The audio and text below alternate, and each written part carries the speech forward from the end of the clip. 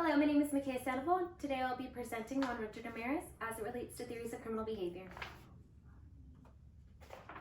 Richard Ramirez was labeled the Valley Intruder, later deemed the Night Stalker, as he killed from 1984 to 1985. The Night Stalker ventured late into the night, sneaking into victims' home with the intent of robbing them, until he began to sexually assault victims and kill them. He was a devout Satan worshiper, addicted to drugs and cocaine. He began killing in South Los Angeles. The Night Stalker did not have one interest in one type of victim.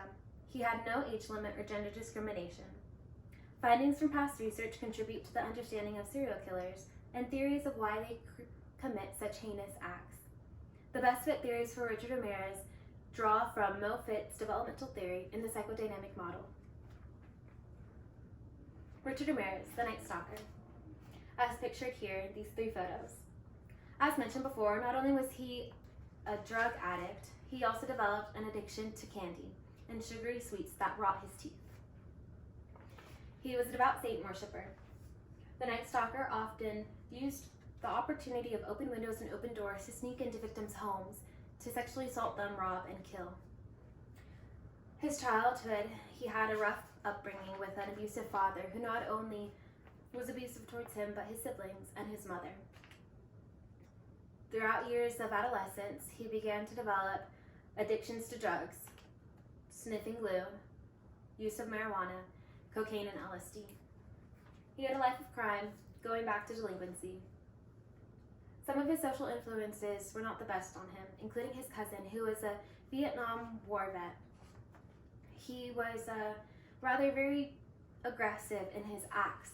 He committed rape, capturing photos of them in Polaroids showing to Richard Ramirez.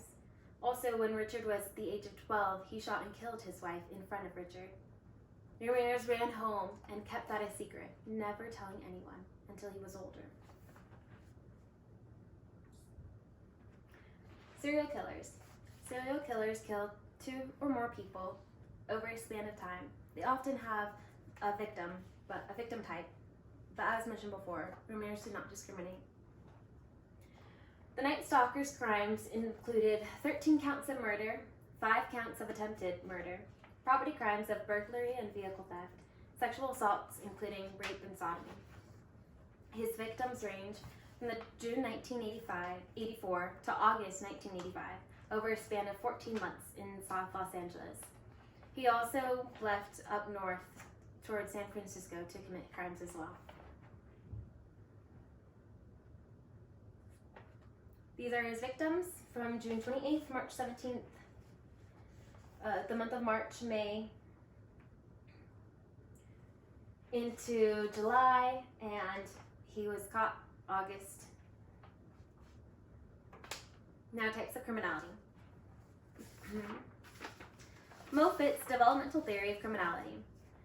The presence of delinquency and crime is either a lifelong path of crime from an early age throughout adulthood, or a delinquency throughout adolescence that diminishes as these individuals approach adulthood.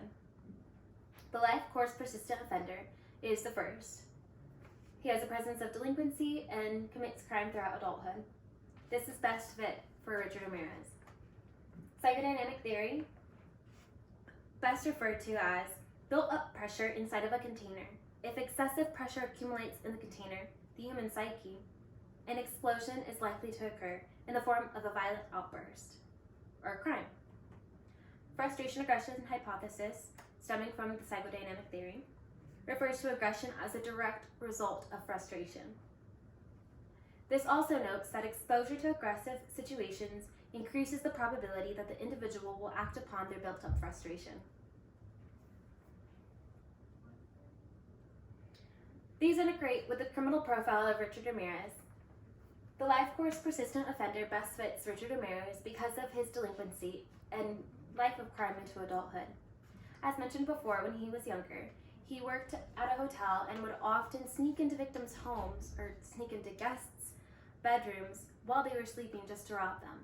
On one account, he attempted to rape. It didn't go well. It was cut short. His life of crime continued. He had conduct disorder and antisocial behaviors. He did not often talk to others or express what was going on, but he continued on to committing crime to support his drug addiction and acted on his sexual desires. The frustration-aggression hypothesis best fits him because of his past. He had an abusive father he grew up with and did not discuss much that happened. When he was only 12 years old, he witnessed his cousin shooting his wife in front of him. He was so close the blood got on his face. He kept that a secret and never talked about it until he was older. These influences of aggression motivated him to continue into this life of crime. Richard Ramirez committed such heinous crimes of murder, sodomy, and rape, in addition to vehicle theft and burglary. His exposure to aggression started at a young age, from his abusive father to his cousin who would rape and torture people or victims in Vietnam. He also was a witness to his cousin murdering his wife. Life course persistent, offender, and frustration aggression hypothesis best fit Richard Ramirez. Ramirez was sentenced to death in California by the gas chamber. Unfortunately, symptoms of cancer intervened and were the reason for his death before he made it to the gas chamber.